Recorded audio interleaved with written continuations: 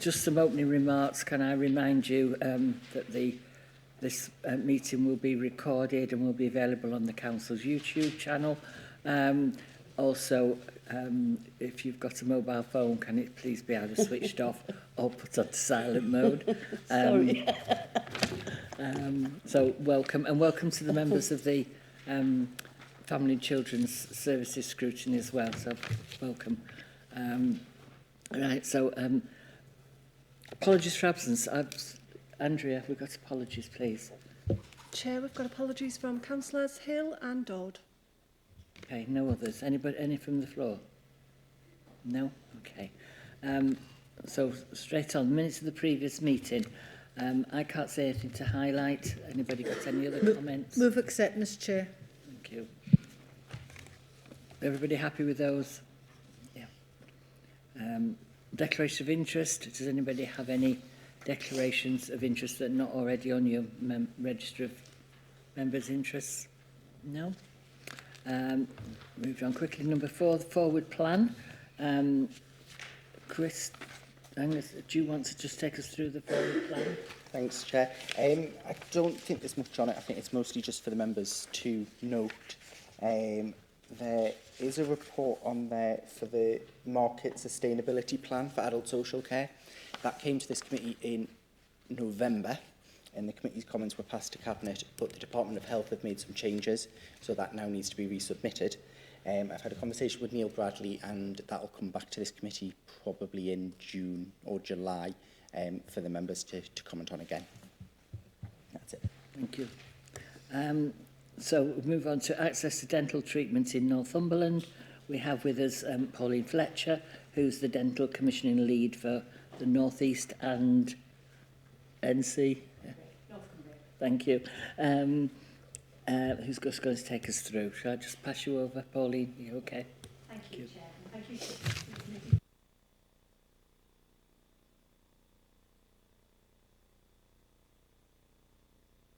On what's happened in the intervening period. I just thought it would be helpful, though, just to...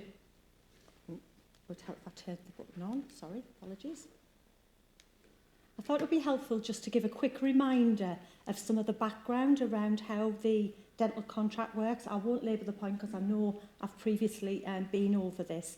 So just really a quick reminder that unlike general medical services, there isn't any formal registration within dentistry. So in theory, patients can go to any NHS dental practice to access care. The way the contract works is we commission units of dental activity, and there is nothing to stop NHS dental practices delivering private dental care. Where that is the case, they usually have their own books, appointment books, their own staff, etc. And that's some of the reasons why when patients go to access NHS care and practices can't offer an appointment, they will offer private dental care. But again, stress, there's no registration. You can go to any other NHS dental practice. I think when we were here, myself and my colleague were here in September and then the time before last, I think we talked a lot about the significant impact that COVID has had on the dental access. Just by way of a reminder, obviously due to the nature of dentistry, a lot of the dental access had to shut down for face-to-face care. It has resumed. All dental practices are open and operating normally, i.e. can deliver the full range of treatments. However, due to that pandemic and the delay in terms of access, what we have got is extremely significant demand on dental care and demand from patients who have higher dental treatment needs because they may not have been to a dentist as frequently as they would have been pre-COVID. So dental practices are still extremely busy and demand for care remains extremely high across the patch, but it is more challenging in some of the rural communities. Just a quick sort of update on where we're at in terms of commissioned capacity. So we've currently got 35 NHS dental contracts. We commissioned just short of 550,000 units of dental activity, and it's just over 15.6 million. We do obviously commission urgent dental care, community dental services, orthodontics, domiciliary care. Since I was last here in September, unfortunately we have had another NHS contract handed back. That's the Burgess and Hyder dental practice in Bridge Street. It was a very, very small contract and they did have recruitment and retention challenges right up until the practice closed, and obviously they were operating restricted access.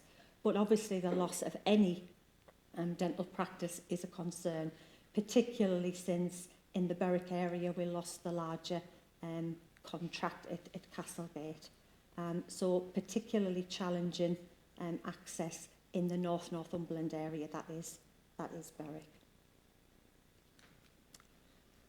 This slide just summarises, I won't go into detail, I think this slide just summarises what we talked about before about the impact of the COVID pandemic, that backlog, the huge demand for care. Recruitment and retention, again, last time we talked a lot about our ability to increase access and practices' ability to deliver the whole of their commissioned activity is reliant on them having the workforce. And unfortunately, workforce recruitment and retention is not just a challenge in Northumberland, it's a challenge across the country. Again, unfortunately, when you're in a rural area, it tends to be more challenging to recruit dentists. Some of the feedback that we've had from some of the work that we've been doing with dentists is they tend to like to work in larger contracts in areas where they've got the opportunity to do some private dental care as well as NHS dental care. So it just makes recruitment and retention that much more challenging when you're talking about more rural communities. We talked again about the NHS dental contract and the fact that we've got this UDA system. It's a legacy contract, and I think we touched on, and I've got a slide later on around just some of the initial measures. It is acknowledged nationally that the current dental system, the current dental contract, it needs to be reformed, and there's a lot of work going on nationally in terms of how they can reform that to try and address some of the issues. This slide just summarises the reforms so far. I won't go through them because I think I went through them last time. I think all of those reforms have started to be embedded, but as I've mentioned previously, this is just the start of the journey.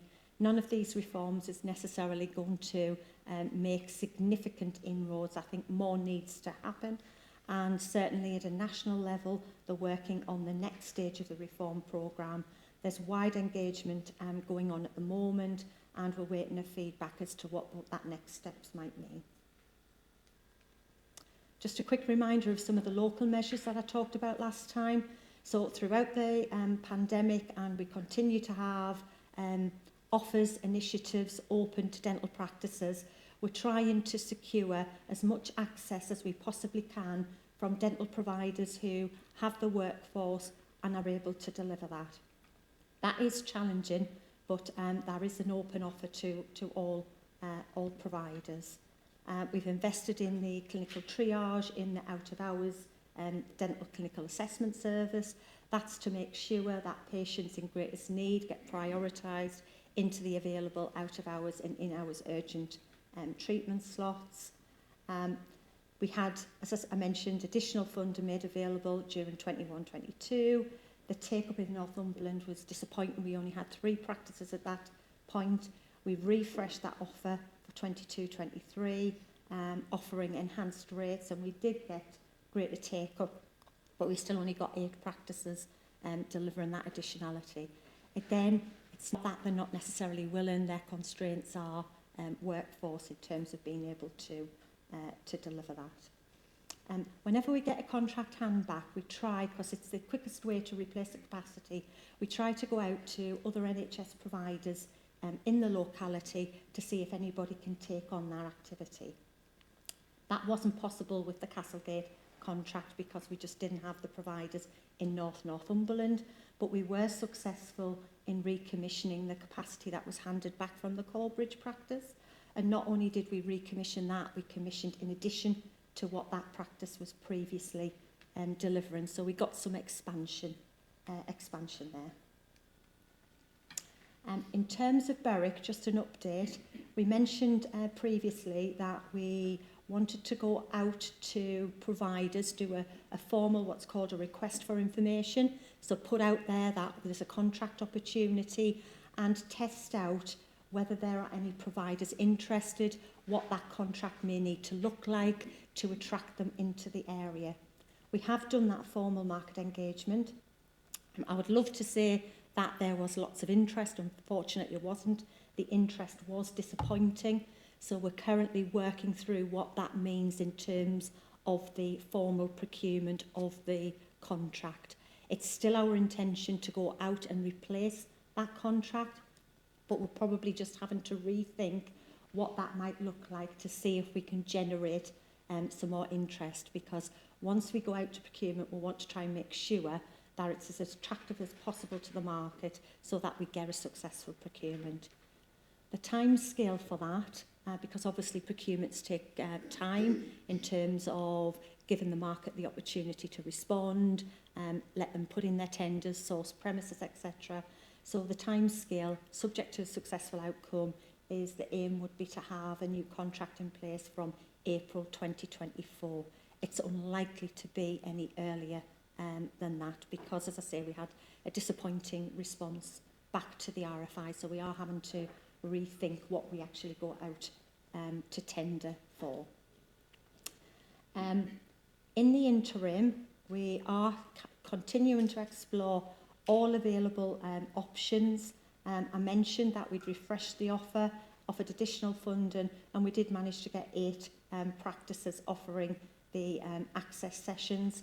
The focus on those access sessions are for patients with urgent dental need or dental treatment need where they can't get in, but very much prioritising based on clinical need. We've managed to secure some additional clinical sessions at the Newcastle Dental Hospital. I think when I met up with some councillor colleagues previously, we know the challenges of negotiating, getting to some of the more rural dental practices that we've got the access commissioned from. And it was mentioned that sometimes a more easier route and a more direct route is down to Newcastle. So we have been able to secure some additional capacity from the hospital down there. We did try all options to see if we could get any providers to deliver something more locally, but unfortunately we weren't able to make that happen. Northumbria Healthcare Trust, so through their community dental service, they weren't able to offer any general dental access for sort of urgent care, but they were able to offer some additional capacity for their client group. So their client group are patients with more sort of comorbidities that can't routinely access a high street dental practice, so more special needs patients. So we have been able to increase the capacity to assist with the access for those patients. Northumberland is one of our identified priority areas, and we're busy trialling some workforce recruitment and retention initiatives. So we've got what we're calling a Golden Hello scheme, where we're offering a financial incentive to dentists to come and work into the area. So that offers out at the moment. Practices are desperately trying to recruit to get the workforce to come over, and obviously we can fund that in terms of an initial financial incentive. We've also got a workforce recruitment and retention initiative where we support practices by way of a sort of a training grant to again help them to take on overseas dentists from out of the area to train. The offset of that is the need to commit. So for both of those schemes, the dentists need to commit to stay in the area for at least 2 years. So we're offering these incentives, but we're offering them for people who want to come and work in the area and want to come and work and stay for a minimum of 2 years. So a lot of work going into that, helping any dentists that do want to come across to get onto what's called the National Dental Performers List, which is required for them to be able to see NHS dental patients. So just really a summary of key points. As I say, all dental practices are open, but unfortunately we do have some challenges because of the high dental needs, the workforce recruitment and retention, and the fact that we've got only one dental practice, particularly in the Berwick area, that is now currently open. We are exploring all opportunities, and as well as trying to look to see what we can do locally, we are very much working with the national team, trying to influence the next stage of the dental reform agenda, because I think that we do need some national push, some national initiatives to make the NHS contract attractive if we're going to attract the workforce. And I'll stop there and happy to answer any questions. Thank you very much. So I'm just going to open it up now. Any comments or questions? Councillor Hunter, sorry. Thank you, Chair. Thank you for that, Pauline. As one of the councillors for the Berwick area that's been pushing to see if we can try and get some progress. Comment is the one practice that's left in Berwick doing national health did get approval for his planning permission the other week there. So hopefully that will allow him to move into Berwick, because he sounded very keen at committee that he wanted to give more capacity. Through the national, when do you hope to get any idea of an update on the reform on the UDIs? Because that would make a difference to contracts. Scottish Borders seem to be improving on the Kelso practice. Has taken a lot of Berwick people are accessing there, and it seems to be taking more and more. And there's now one opened at Duns, which is only about 12 miles, again on Scottish Borders. So they seem to be able to be getting dentists. So I don't know what's wrong with coming to this side of the border.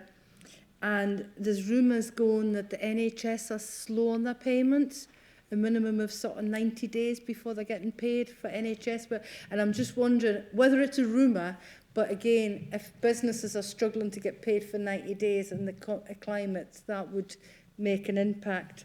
And of the 8 practices in the north, is any that's now taken on extra work? Is there any in the north area, or because Northumberland's a big area? Sorry for the range of questions. That's fine. I think I wrote down 4 questions, so I'll start at the top. In terms of the timescale for the national dental reform, that's a bit challenging. I know they are working on some short-term measures, and hopefully they will come out in the next week. I believe that they are currently with the senior team. They'll need to go through the approvals process. In terms of the next stage of reform, we haven't got a clear timescale for some of that. I will try and get some clarity and come back to the committee. We do meet on a regular basis and ask for an update. I think it's challenging to give definitive timescales because of the process it needs to go through. But I do know that they're well on the way in terms of looking at what some of the initiatives might be. The Scottish Borders, I've had conversations with colleagues in the Scottish Borders. I think it's fair to say their contract works quite different to how the English contract work, because I've been looking quite closely to see if there's anything that we can learn in terms of seeing if that could translate into what we are doing. So I am aware that they did have recruitment and retention issues. It's great that they're starting to address that. Hopefully some of the initiatives that we are talking about might start to see have some traction. I'll obviously keep you posted on that. I haven't got anything I can update you on at the moment, but I will keep in touch and let you know how that is going. The NHS and the slow payments, that's an interesting one. The way the dental contract works is we commission a number of units of dental activity that they have to deliver within that year by the end of March. That equates to a contract value, and they are paid that contract value in 1/12, so they get a monthly payment. And it's not until after the end of the financial year, when it's reconciled in terms of what they have delivered against what we have paid them to deliver, that there's then a reconciliation and a potential clawback. So I'd be interested if you've got any intelligence around where some of that might come from, because I think there might be some miscommunication The, I'll see what I can find out for you on that one and feed that back. the additional access would have been an additional payment, but it's my understanding that those additional payments were being paid on a monthly basis, pro rata, dependent on what they were delivering. So if there is an issue, I'd be really interested, because we shouldn't, that shouldn't be the case, and we can easily resolve that. In terms of the eight practices, we do have some in the north part of the patch, but you are looking, 30 miles away. We deliberately, apologies, I'm not being vague, but we deliberately don't publicise and say it's this practice, that practice, because what will happen is those practices will then get swamped with patients trying to register and for routine care. So the advice to patients is remain the same, that if you've got a dental need, particularly if you've got an urgent dental need, contact an NHS dental practice, explain up front the nature of the dental problem. That'll give them the opportunity to see if they can accommodate your dental need within the timescale required. If they're not able to help, then ring 111. 111 will do, the health advisors will do further triage, and where it's confirmed as clinically urgent, they are aware and they've got access to the system about where to direct people. And that just helps us manage the demand, because the concern will be the practices that have stuck their head above the parapet and are delivering this extra. If they start to get swamped, the workforce might not be as keen to deliver that additionality. So we're obviously trying to protect that access and make sure, as you would expect us to, that patients in greatest need get priority around the access that practices are able to deliver with the workforce that they've got. Thank you for the answers. Any more questions? Yes, Councillor Dunbar. Thank you for that report. It was very sort of full of information that I really want to know. The question I was going to ask, which you've just sort of said you're not going to say, is where are these 8 practices? Because recently I've been contacted by parents of children who think they can't find a dentist for the child, and that's a concern to me, and I think it was a concern to everyone at the time with what happened during COVID, and there was no sort of dentists available. So how can I signpost them to the area where they can find out where the local NH dentist is? I'm like from southeast Northumberland, okay. So it's so on NHS choices, all the dental practices are listed. If they contact the nearest dental practice, again I would stress, because what tends to happen is someone will phone a dental practice and say, can I register? Or they might want a routine appointment, and that could be why they are saying, well, I'm sorry, we're not taking on any new patients for ongoing routine care, particularly in some of the challenged areas. So I think where patients do have a dental problem, when they're contacting the practice, say up front, if they're struggling, then through 111, but again, that's prioritised in terms of urgent dental care need. Unfortunately, the routine access is still a challenge. It is something that we're working on. We need to address the workforce recruitment and retention issues, because at the minute the practices are not able to deliver anywhere near the commissioned capacity that we've got because of those constraints. So we're focusing on trying to get that addressed, get the workforce in, so we can at least get the capacity delivered that we had pre-COVID, and we should see then some improvement in access and the range of appointments that are able to be offered. Yeah, I think it was a routine, not an emergency, that they're looking for, and they can't find a dentist. So how many National Health dentists did we have prior to COVID? Well, in Northumberland, we've lost, since COVID, we've lost 3 contracts.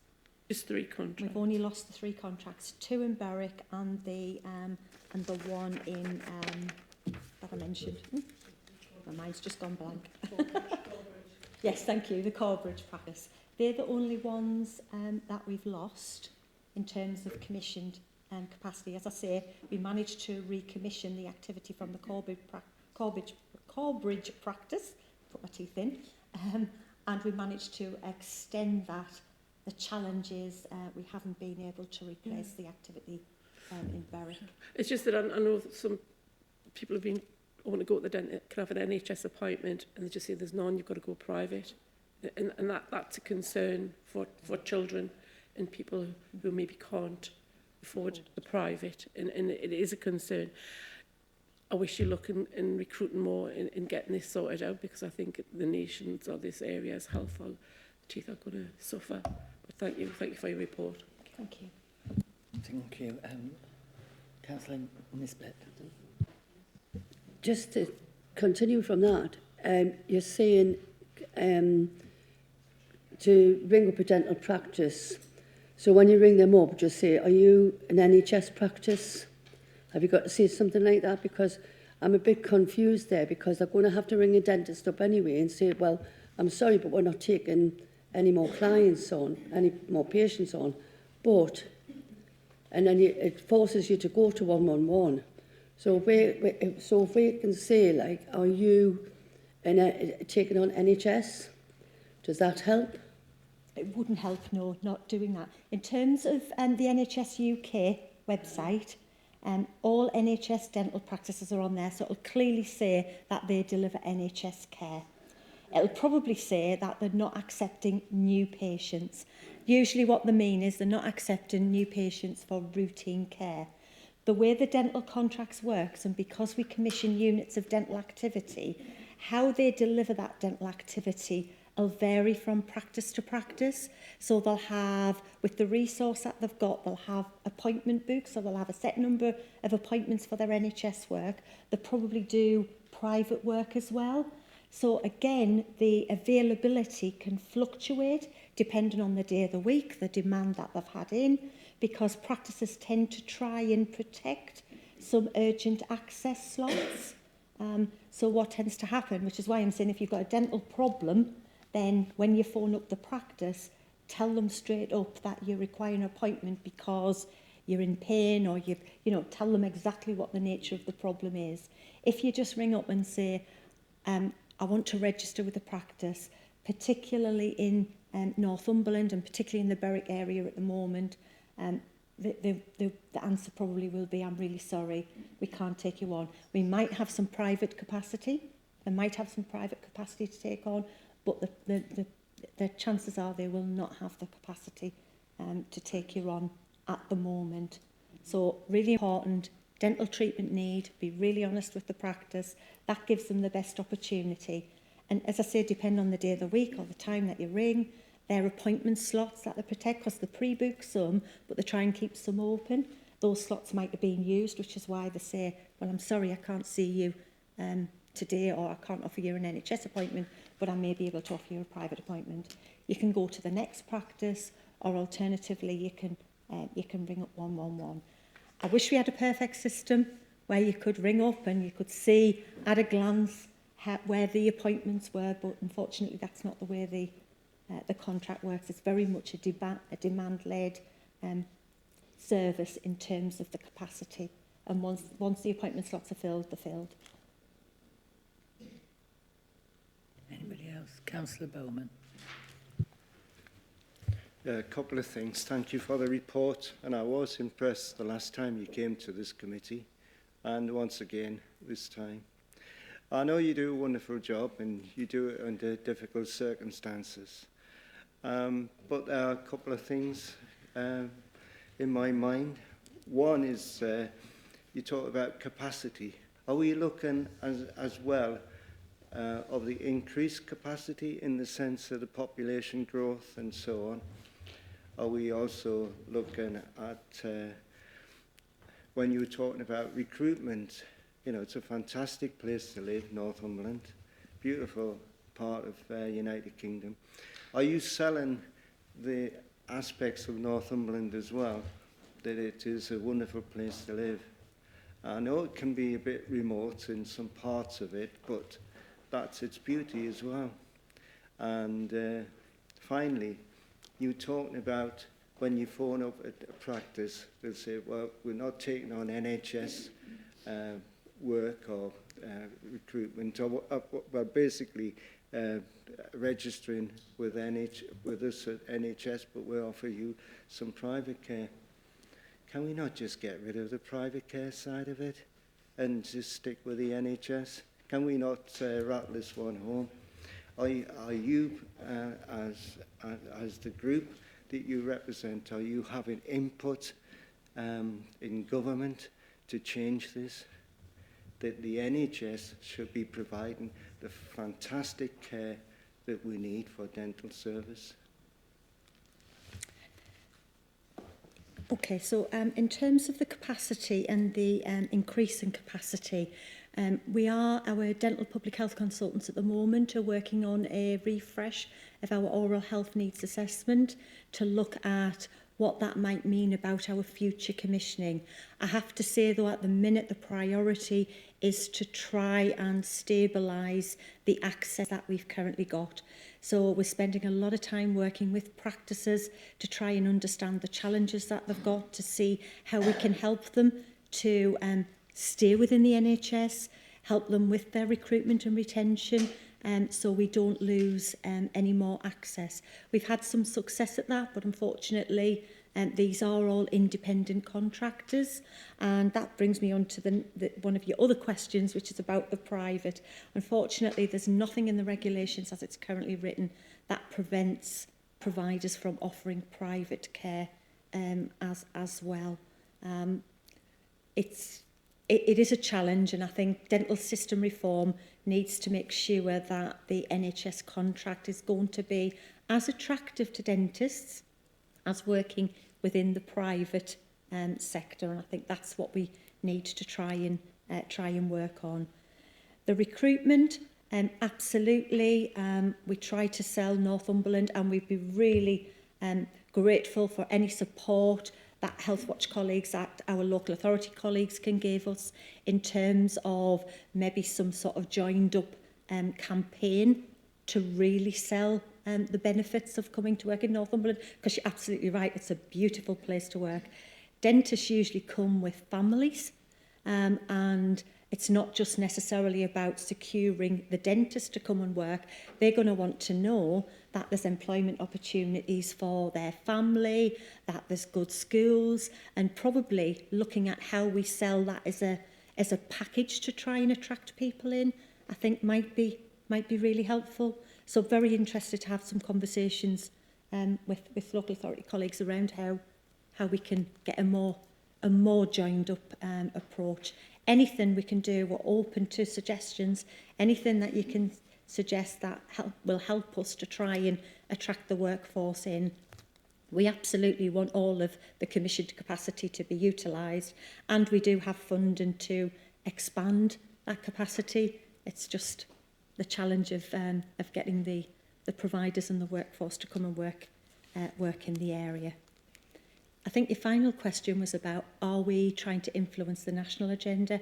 We are absolutely trying to influence the national agenda. We've shared some of our local initiatives to help inform the national initiatives. My clinical colleagues who joined me last time, they're very much pushing from a clinical perspective around their perspective of how the contract may need to change.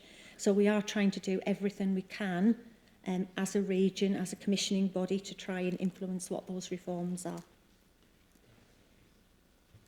Thank you. Derry. Yes, actually, just a brief thing to pick up on that final point, really, and to say thank you to Pauline. I think through all of this, you've been very available to Healthwatch, and I think we've very much appreciated that, because we do feel we've got an ear and somewhere to put all of the information that we gather from patients. I'm just picking up on that national issue, really. As you would imagine, and as you've said, this isn't just Northumberland. This is happening across the country, and certainly Healthwatch England are picking this up as a strategic issue now. And what I would say to all members today is that when people are talking to you and sharing their experiences, then if you could encourage them, and I know Councillor Hunter does, but if you could encourage them to come and tell us, because that information we can then collate and feed that through nationally. And certainly, I think certainly where we've got other counties, I think that's really important, where we've got the rural counties as well. Within Health Watch, I think we're all seeing the same sort of thing.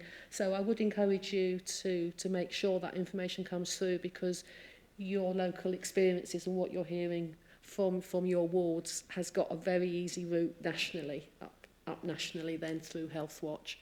So I would encourage you to do that. Thank you. Thank you. I've got a question, if that's okay.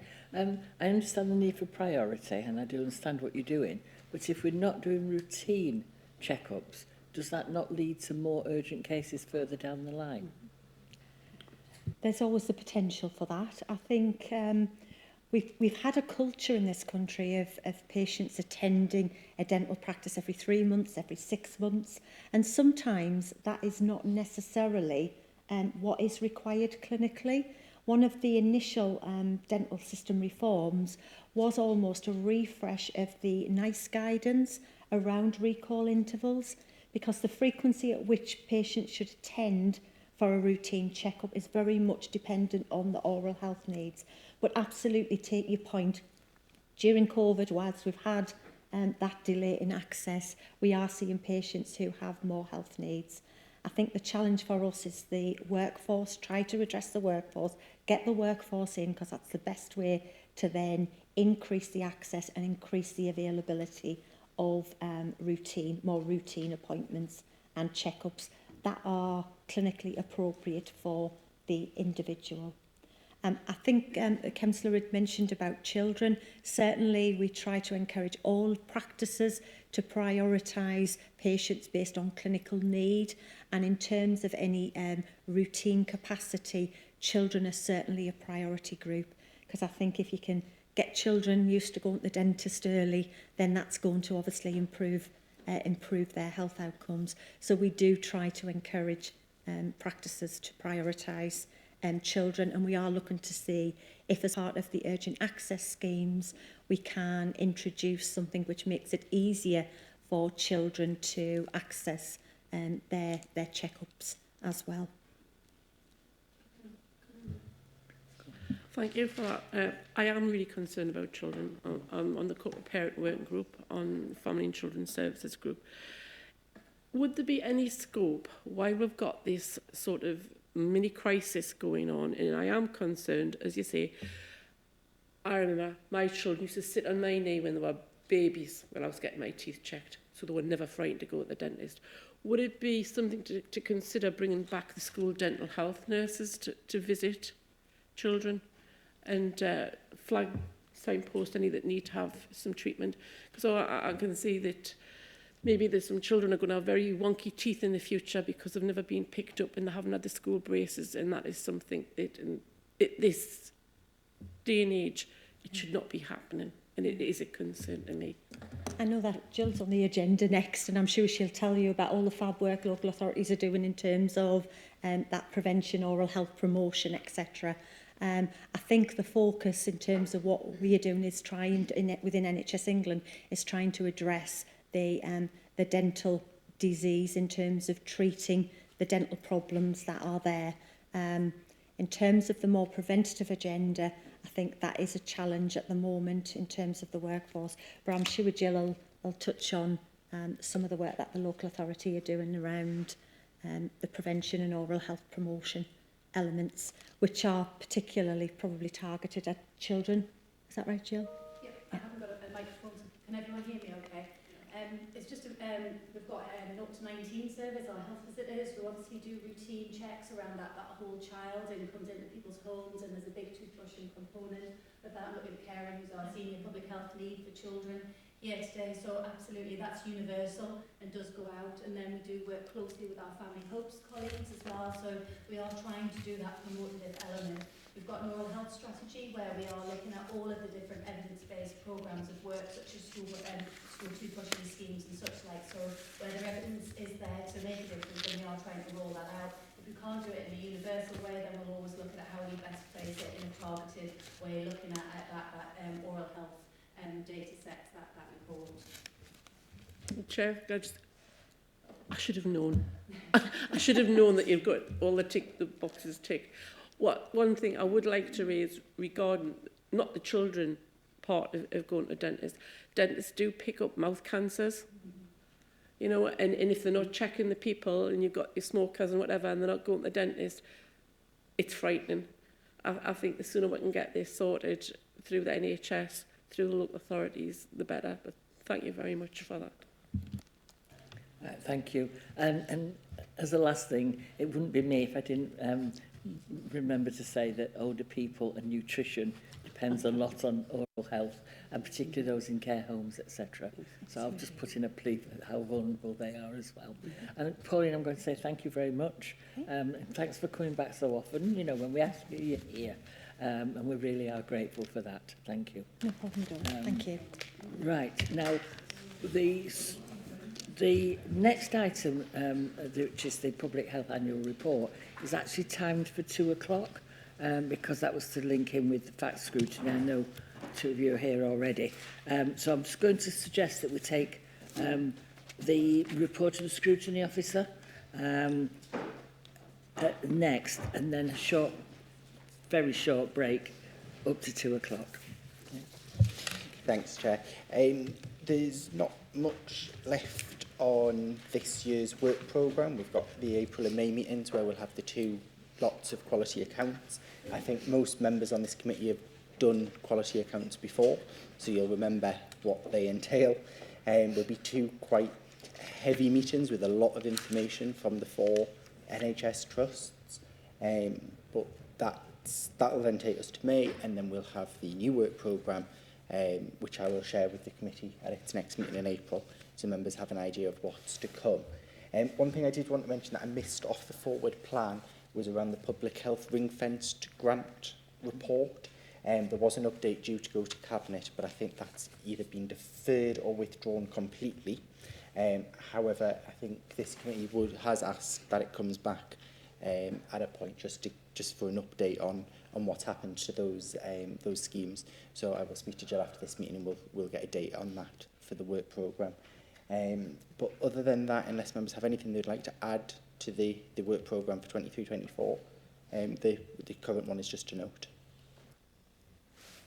Councillor Hunter. Yes, Chair, just the usual, the ambulance service. I Yes. appreciate that next 2 meetings are heavy meetings with annual reports, but if we can get the ambulance service booked in at some point, because... I've spoken to NES. What I've agreed with NES is they'll come and do their quality account, and then we'll have a call after that and just pull together anything else that's come out of the quality account, and then we'll have them come back to answer everything then.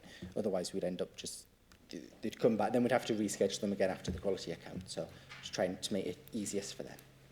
Thank you for that. And the programme for the coming year, we will be looking at the task and finish groups that we've identified when you all nicely sat round and discussed it. Yeah. Thank you, Chair.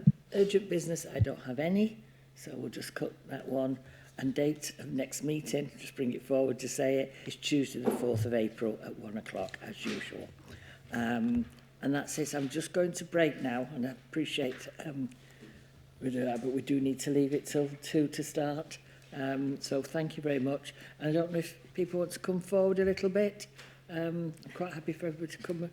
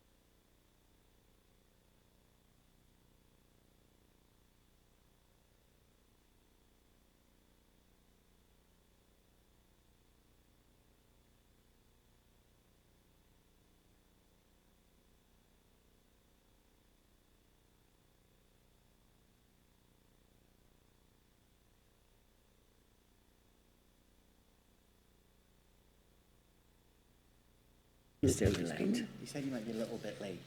Right. Okay. I was hoping you meant no. Well, can we go back to live streaming, please? Thank you.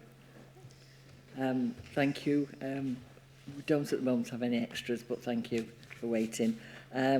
So we're going to now have, she says, the annual report of the Director of Public Health, the annual report 2021 to 2022. And we have Jill O'Neill, who's our Director of Public Health. Mary Nissen, sorry if I got that correct, a public health trainee, and Karen Hearn, who's a senior public health manager, who are going to present between them, I think, the public health annual report. Always worth having the annual report. Thank you. Thank you very much, Chair. And yeah, delighted to be joined by colleagues. We've got a trio of public health to deliver this report. And as you'll note, this is actually Liz Morgan's last Director of Public Health report. Unfortunately, the way that annual leave worked through and such like, Liz ended up leaving before being able to present her last report. So this is very much in tribute to her. So today we've got Kat here, who has been the lead in developing the report for us, starting back in August last year. And Kat's a registrar training to be a consultant in public health. And as Karen, many of you will know, is a senior public health manager who leads on children's public health as well. So hopefully we've got the right experts here if there's any subsequent questions. So I'm going to hand over to Kat, who's got a number of slides just to walk through the report, and then we'll open up for questions, if that's okay.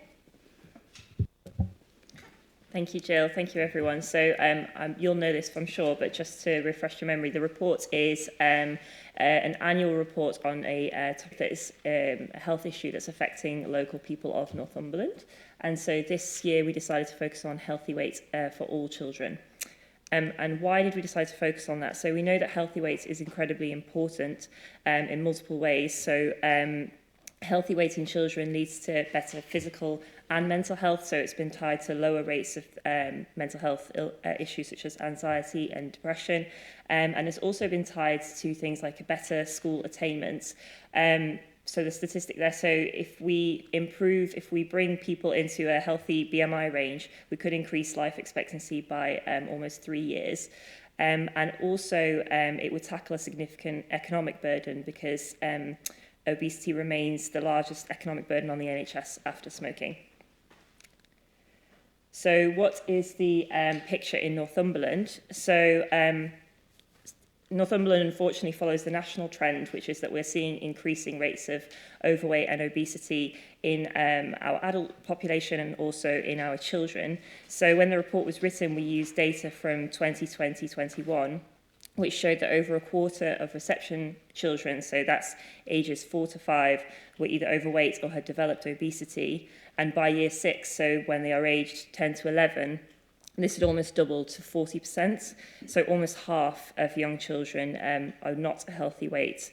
And we know that, so these 3 different images at the bottom there show kind of key breakdowns in the demographic of that. So on the very left, we have the gender weight breakdown, which shows that in all categories of overweight and obesity, boys are more affected than girls, particularly towards the more severe end of obesity. That picture in the middle there is showing how trends in Northumberland compare to trends nationally. So the black line is the national trend and the coloured line is the Northumberland trend. And you can see a spike there in 2020/21. And we know that COVID led to a spike in obesity, possibly also the way that it was measured because we only had a certain amount of schools take part that year. The figures since then have shown a slight improvement, but are still higher rates than they were pre-pandemic. So the latest figures from 21-22 show that we have still over a fifth of reception age children overweight and obese and over a third of children in year 6. And that final graphic on the right there, just to explain it a little bit, so the IMD is the index of multiple deprivation, and the decile 1, so the leftmost column of squares, is the poorest 10% of households in the country, and decile 10 is the wealthiest. And the darker the square, the higher the rate of obesity. So you can see there that there's a very clear link between rates of obesity and inequalities, in that we know that households in more socioeconomically deprived areas are at higher risk of developing and maintaining obesity. So what we really wanted to bring across with the reports is that historically there's been quite a narrative of this health issue being one of individual responsibility and a lack of willpower.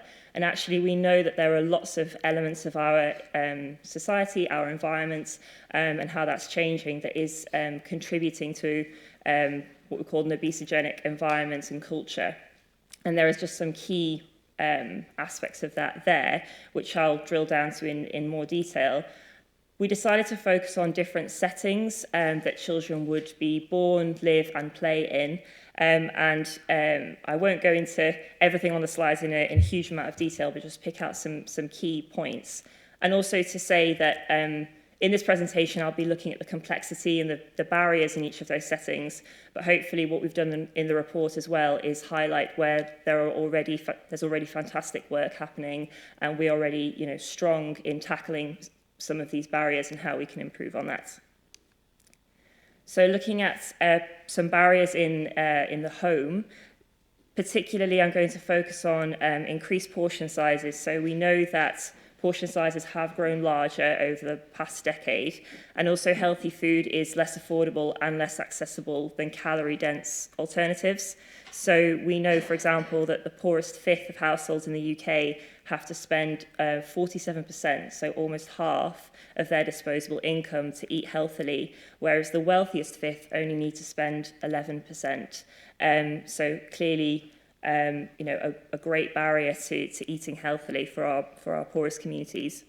We also know that due to the cost of living crisis, amongst other things, there's been an increased use of food banks in terms of bridging gaps, people needing emergency food parcels.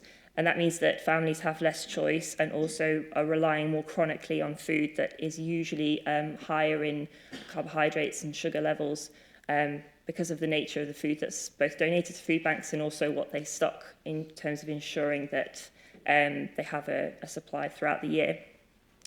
Another thing I wanted to pull out of the home section is the breastfeeding rates. So we know that breastfeeding is very protective for both maternal and infant obesity, especially if it's breastfeeding for longer than 6 months. And our rates have been increasing over the past 3 years, which is really, really positive, but they do remain slightly lower than the national average. So only 42% of babies born in Northumberland are breastfed beyond 8 weeks, whereas nationally it's almost half, so about 49%. In our communities, so takeaway culture, so we did see a big increase in the kind of consumption of takeaways during the pandemic, and that's a cultural shift that doesn't seem to have reversed. And we also know that advertising and promotions, particularly things like buy one, get one free, multi-buy offers, are proportionately done on foods that are, so HFSS, meaning high in fat, salt and sugar. And also the barriers to physical exercise include having a lack of equipment, lack of confidence or skills. So, for example, people may not be confident cycling, say, if they haven't done it since they were, if parents haven't done it since they were a child, they might not feel confident teaching their children, etc. And also, with Northumberland being a very rural area, we are quite a car-heavy culture as well, which again impacts our day-to-day activity rates. Within our schools, so we know that there are many schools doing excellent work and going the extra mile to address these issues, but we also know that the rise of in-work poverty means that a lot of families may not be eligible for things such as free school meals, but may also not be able to provide children with a nutritious packed lunch, and that can lead to children going hungry or having to rely again on those cheaper calorie-dense alternatives. And we also know that physical activity decreases with age, particularly that seems to be quite a gendered split, so particularly adolescent girls have lower rates of physical activity as they get older. So looking at these barriers, thinking about how we could build activity into the everyday for our children, making it easier for parents or older children who travel independently to get to school by bike, by foot or by scooter. And finally, looking at the role of healthcare. So because of our changing national picture, we know that unhealthy weight is often under-recognised by both parents and by healthcare professionals. And that there's also a great amount of stigma, both a personal stigma and professional stigma, that can make it difficult for people to either come forward or to then address an unhealthy weight.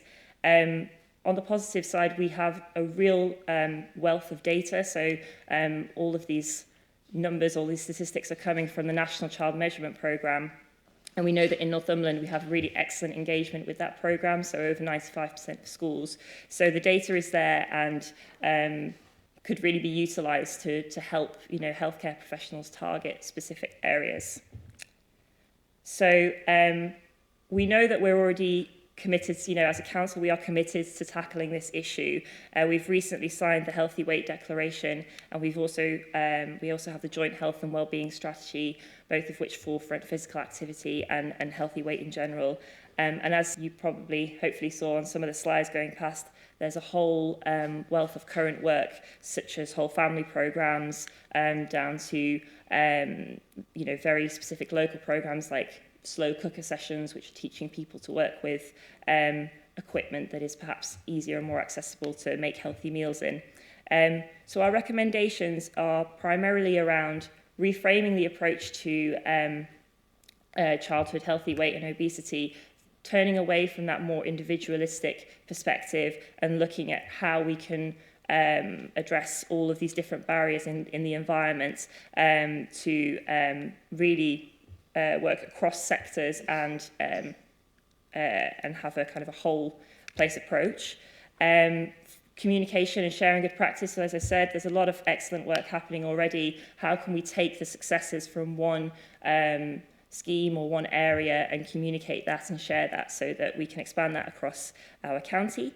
And collaboration being a part of that. We're hoping to develop a Healthy Weight Alliance as well, so that we can look at it from a system-wide approach.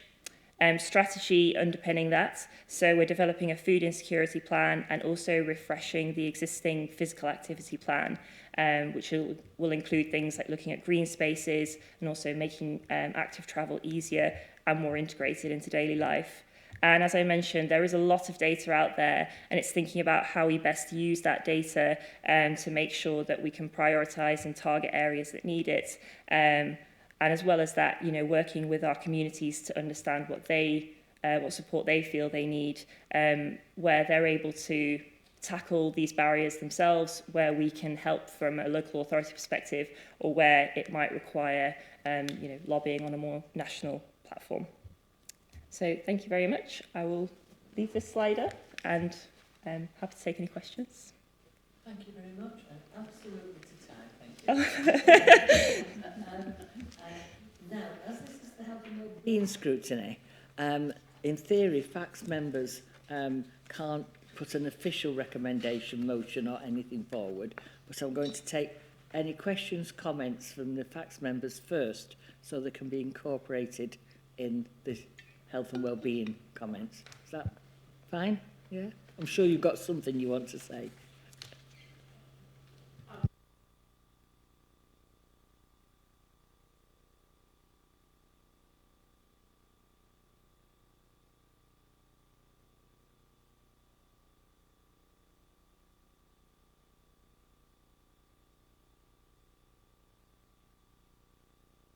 Social housing estates predominantly. Sorry, thank you for that.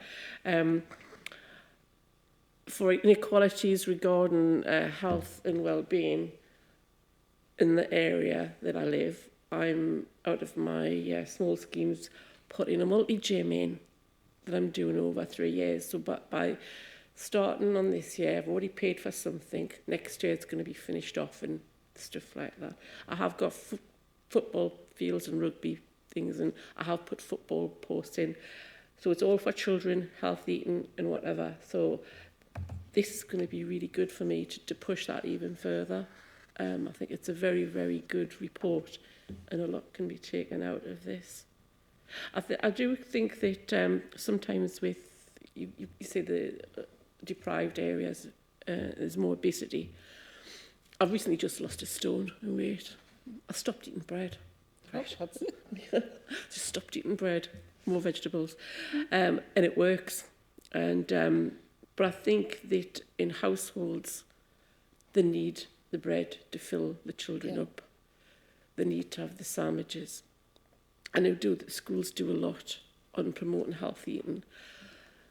I wouldn't like to see where I have heard in some areas where the schools say, you can't eat that because it's a cake or a biscuit, or you've got a cheese straw instead of whatever the children can eat. I think, obviously promote healthy eating, whatever, but I think it's difficult sometimes regarding that. I don't know what else you want us to say, really, except I think it's an excellent report, and well done, Liz, and welcome to the Northumberland team. Thank you. Councillor Richardson, is it? It is a very good report, and I'll say, I think I've said about previous ones, it's a good read, and I think exactly that to this one. So it's really, you've got everything we really want, and like Christine, you need to go back. I mean, we've read it before the meeting, but you read it again. I still have the last 4, I think, sitting at home, because they're always really bits you can pick out later. So thank you. Hang on a minute. Derry, do you have anything you want to add, say? No.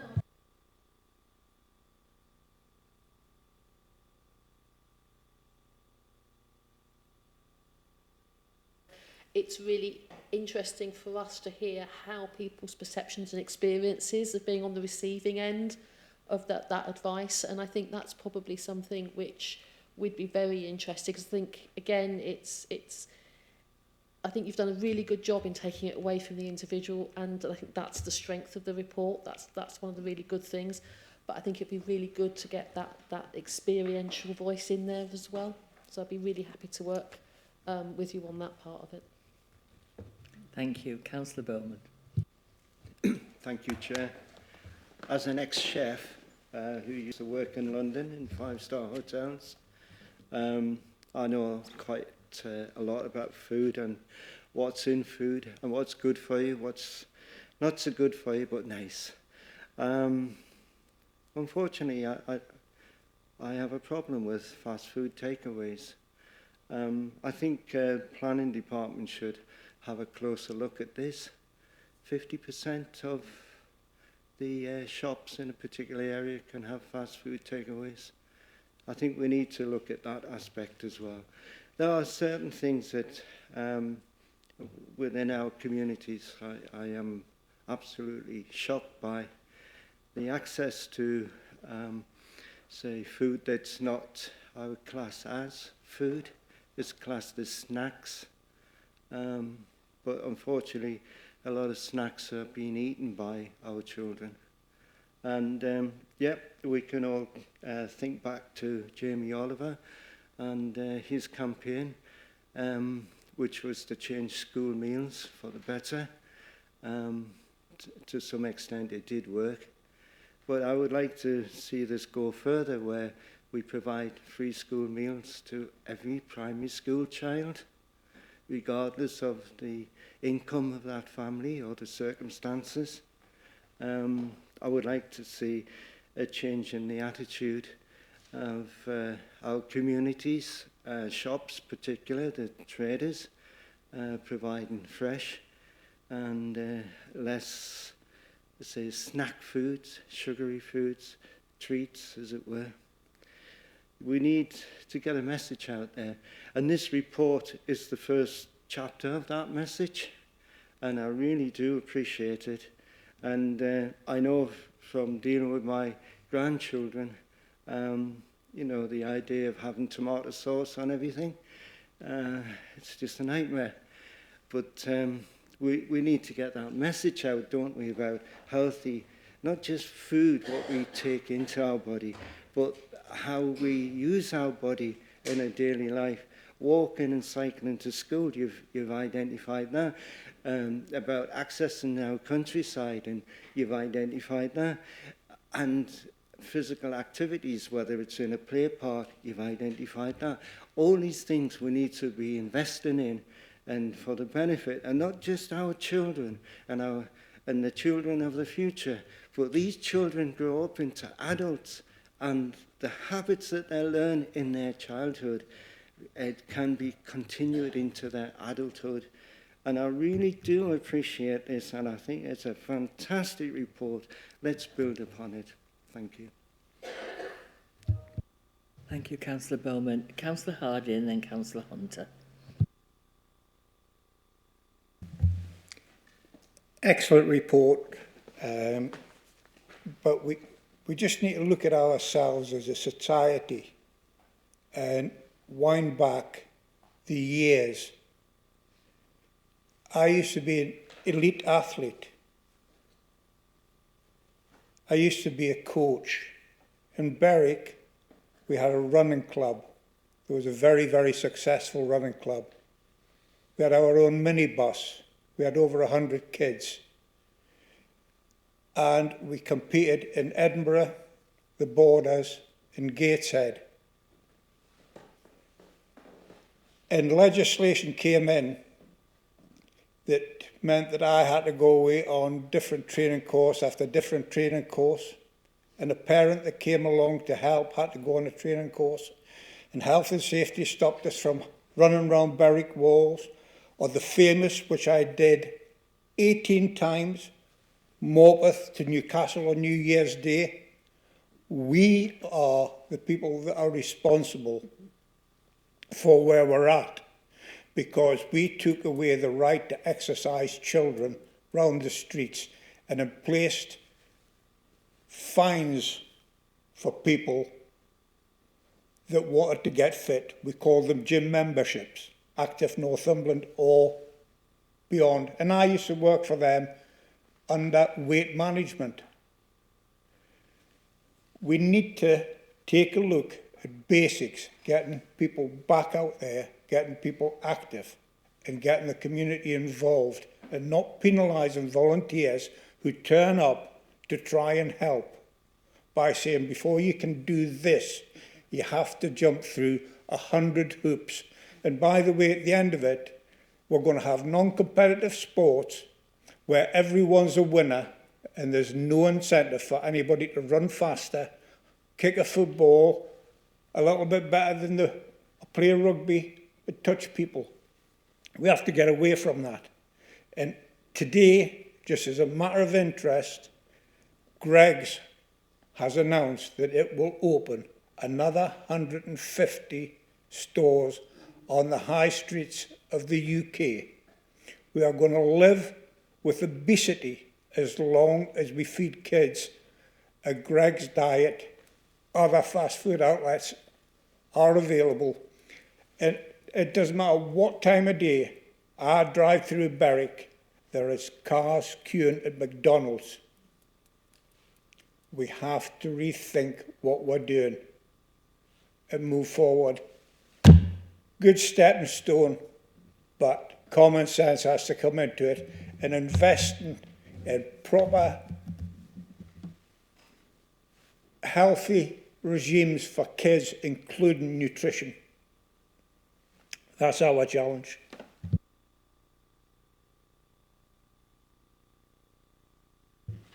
I'd be delighted to, yeah, absolutely. I really welcome all of the comments, and hopefully you can see how our intentions are aligned to what's been raised this afternoon.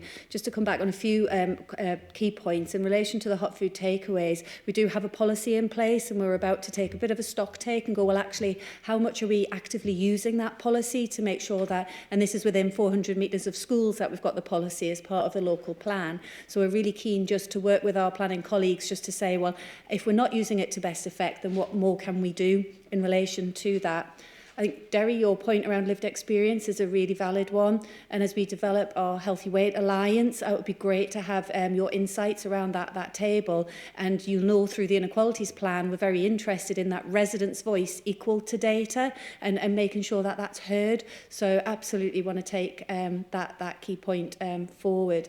And then I think what we are starting to tip into is what's called, a bit of jargon, but commercial determinants around how do we engage with those that we buy from in relation to the products that are available in the environment. And I think there's work being done nationally around how we can work with that. But regionally, we've got a lot of opportunities. If we progress to the combined authority, we have more powers to be able to talk with our head offices of our supermarkets and such like, to talk about how we can shift some of those products to be healthier alternatives for our children. Because you're right, it's that environment that we live in that enables us to be able to more likely be a healthy weight or less healthy weight. And I think the final point that I want to make is I feel, and maybe I'm biased, there's a huge opportunity in the way that the local authority has restructured itself. So within my portfolio now, as Director of Public Health, I'm also the Executive Lead for Leisure and Northumberland Communities Together. And we've got a great opportunity to look at our community leisure from participation right the way through to elite sport. So very keen to start to look at that as part of that refreshed portfolio of work going forward. May I just bring another point forward?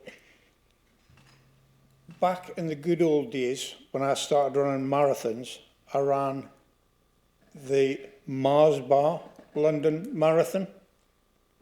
And when we had the national championships in Northumberland, it was sponsored by McVitie's Biscuits. So we got a feedback from the people that supplied you what we believe was good, healthy snacks in them days. But we destroyed the link between that funding stream and the children that it served. So that's where we need to turn, not asking Greggs to turn up at a show with a mobile trailer. Other fast food providers are there, but we have to look at the basics and get involved in that. Community together is great, don't get us wrong, but we have to be able to engage with the community at grassroots.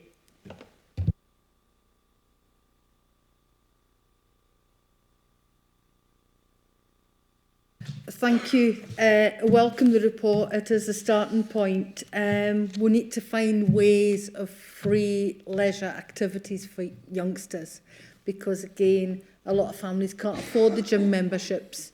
There's nothing wrong with the gyms, but it's a case of what you can afford.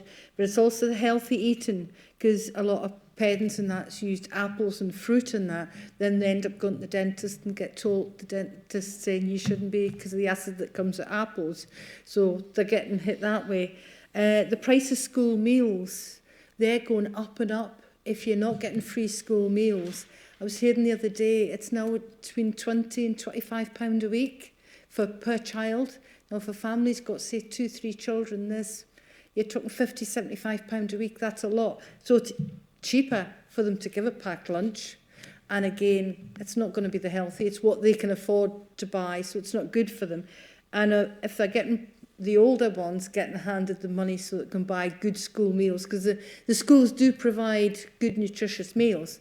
They're going to go to places like Greggs, the fast food outlets, and because they are old enough to leave school premises. So we need to look at that as well. And breakfast clubs are handy for working parents, but again, it comes at a cost. So when you start to get 2-3 children, so I think we need to look at how we can sell the good, healthy food and free exercise against what costs and what families has got. And I think we just really need to look at this structure and see how we can move forward and drip feed to parents what the healthy options is, so that we're not actually saying to them, you must feed your family this, you must do this, but it's how you drip feed it slowly as to, do you realise this is better healthy-wise than this is? Give them the options.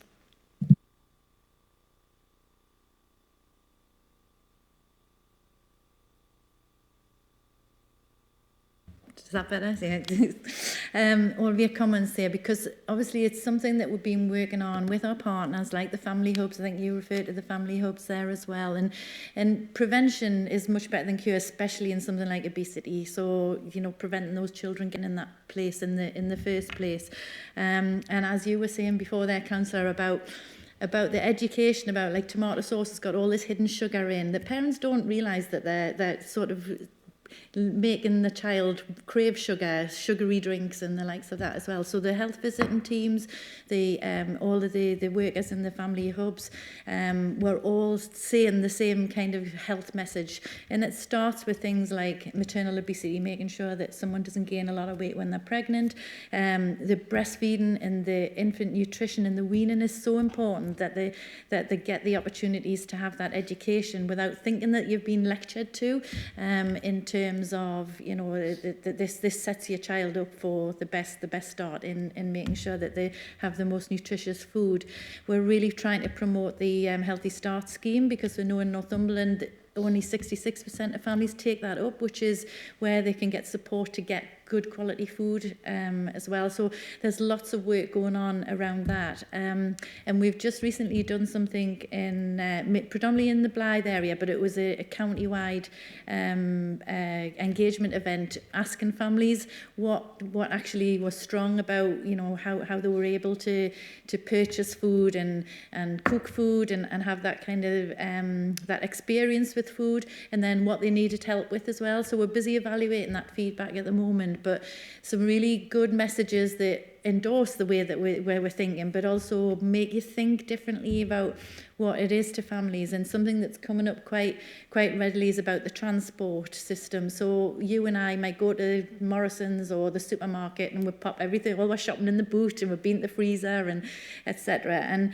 things like transport, some families saying that they have to travel into Newcastle to get their ethnic food that they need, the bus fares and all that kind of thing. So it's such a wide range of reasons why families are struggling with it. And I think we talked about, you know, you can get a pack of donuts for £1, you get 5 donuts for £1, whereas an apple costs nearly as much and things like that. So it's working with our partners along those lines to make sure that we're coming at it from all different angles, but we're not lecturing people.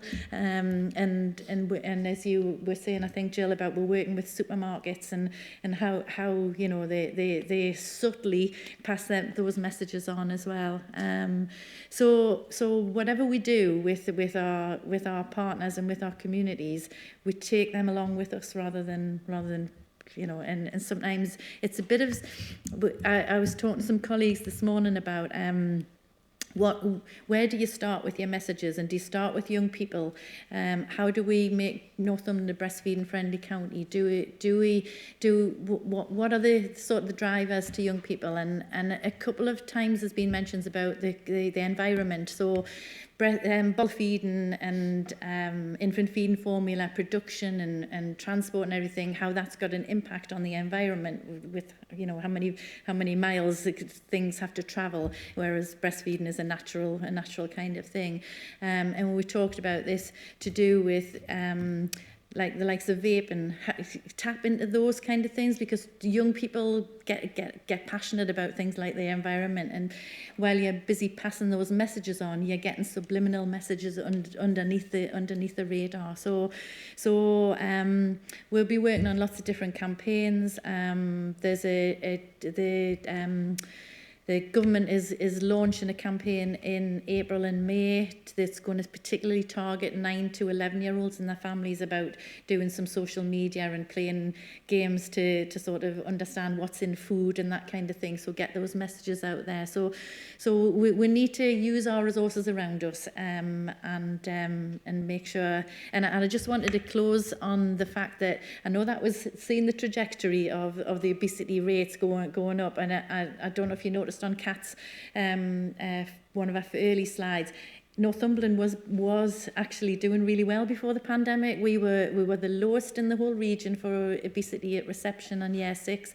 For a few years, our trends were going in the right direction. Then obviously the pandemic came. But what I would say is we know that we can do it. We do need to all pull together to make sure that we do get that trajectory going the right way again, because we can do it. Thank you. Any other comments or questions? Recommendations? Did we pull out some recommendations from there? I think we did, didn't we? Oh, just a note. Yeah, I think the report was for members to sort of note and to identify any other areas of scrutiny. And I think members have raised some good points around planning policy and around the leisure review. So I'll take them away and put them into the minutes. And yeah. Councillor Dunbar. I think it's Cromlington. I'm Cromlington councillor, and we've got a cycle network. It's been there for years and years, and it's really good. And it was more of a commuter town. Very good, very bad for cars, but very good for cycling. And I know the schools work really hard with the children because they can walk to school without crossing roads. There's underpasses and whatever. And for a few years now, the Cromlington councillors have been saying, can we have our cycle networks refreshed? Can we have the demarcation between cycles and the walkways? Can we have the markings redone? Can you fill the potholes in? And there's always never enough money and never enough time to do that. So if you can take away something for the Cromlington councillors and the Cromlington children who have fantastic schools, who encourage the children to cycle to school, and I've seen it, and then I've had contact saying, oh, my child's had an awful accident because somebody was walking in the way and whatever. If we can have a joined up thinking in when you've got councillors who are concerned, like I am, I'm having a multi-gym thing, I'm trying to get a hub for a couple of estates, and talking about slow cookers and stuff, things like that, that we're trying our best in bits and board back to the councillors to try and improve the area for the children and adults. That would be really good. And where I'm actually putting my multi-gym is right next to a cycle path and footpath. So as they're cycling, they can stop. And I am going to have a couple of benches there so people can rest as well. So, yeah, we are working hard. And I just think some joined up thinking all the way around might be a good thing for the future. And Cromlington. Thank you. And Councillor Bowman, I'm making that the last. Yeah. Can I be so bold? Chair, can I be so bold to ask that we put a motion of free school meals for primary school children into this action plan as well?